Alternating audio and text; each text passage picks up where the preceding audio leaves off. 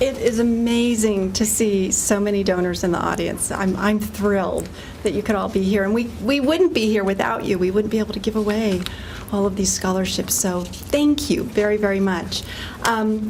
Before we get going to the presentations, we've invited a couple of students to come up and share their stories with you, and what the scholarships mean to them. We have, where are you? Amanda Garcia.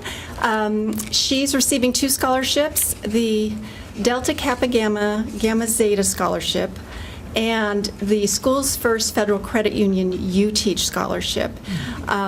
She completed her undergraduate studies last year and was selected as the outstanding graduate in her department, earning a bachelor's degree in liberal studies with not a minor, an emphasis in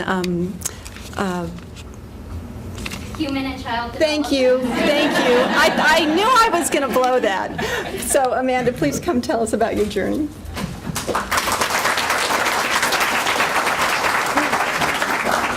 Oh, hello. Thank you all for being here.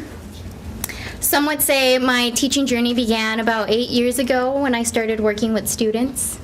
However, I feel my teaching journey truly began the day that I stepped into my 3rd grade dual immersion class as a student teacher.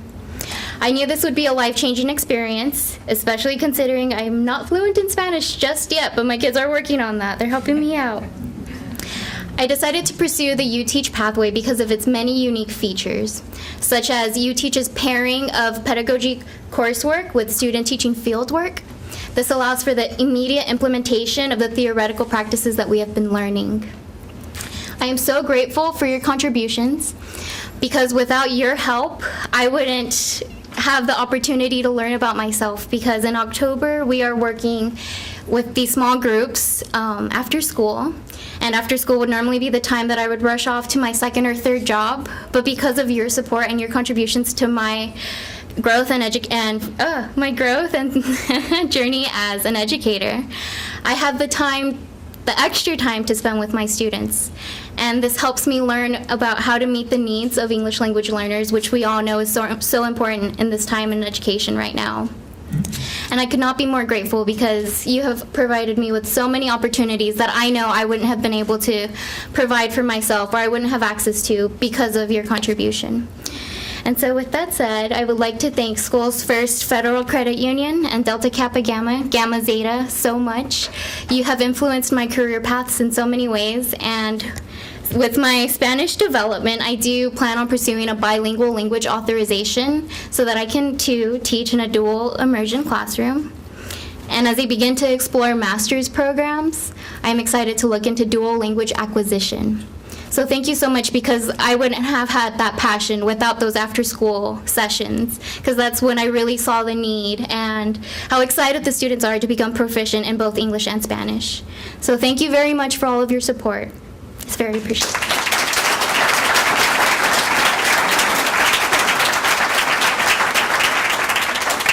Thank you, Amanda. Yes. Oh, yay. So next up is Brian Thomas, and I have to give kudos. He drove all the way here from Lancaster. That is commitment. So thank you. He too is the recipient of 2 scholarships this year, the Reuben and Marjorie Ingram Endowed Scholarship and the EDD Social Justice Scholarship, and he is in his 3rd year in the doctoral program. So Brian, come and tell us about your future plans.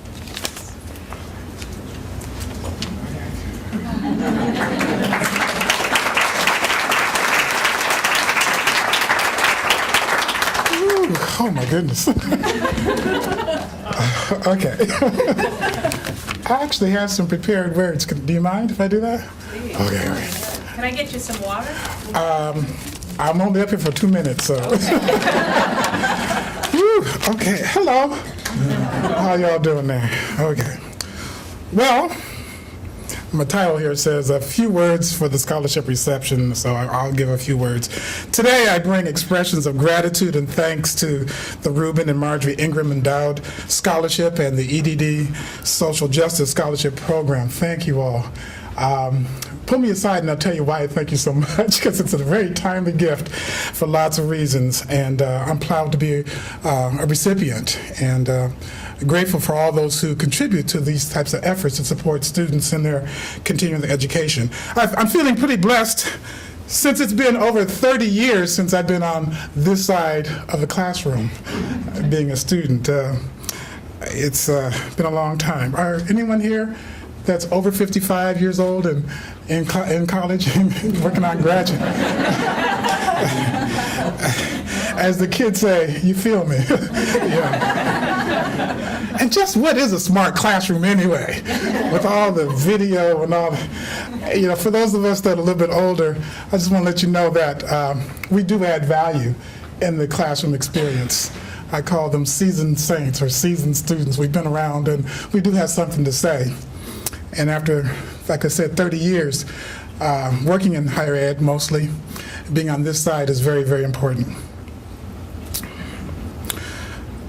When you stop and realize, I do this a lot, when you stop and realize that these scholars, researchers, theorists were studying people like me when I was in high school and in college. It just blew my mind to realize that when such and such was researching this theory or whatever, they were studying me. How humbling an experience that is. And when you relate those stories to your fellow students in class, like, you were alive in the 70s? Yes, I know all about busing. I all know about the end of the Vietnam War. We lived through all those experiences, and it adds something different than just a theory. My own study, and I'll be brief, involves investigating the relatedness of various aspects of identity that may contribute to the success of African American male students. Needless to say, or for most of us, we know that success rates for African American males are abysmal in terms of their success in college, and they drop out for numerous reasons. And I chose to look at Harper and his work in terms of the anti-deficit model. Too much work has already been done on what the problems are, what's going on, but let's look at what actually works. So much of what Dr. Ortiz told us a long time ago at the beginning of the program, so much of doctoral dissertation work is about me-search versus research. And I've come, Dr. Ortiz, to understand that I'm really studying about my experience, what identity factors that I bring, and do they still exist? In my work at the community college, yes, they're still there, but they're struggling with the same identity issues. And if we can just understand those mechanisms better, we can inform policy, we can inform practice, and also new ideas for research. So I'm excited and grateful for the scholarship and the opportunity to speak with all of you. And can I ask that you all pray, because life happens when you're trying to do a dissertation. Thank you.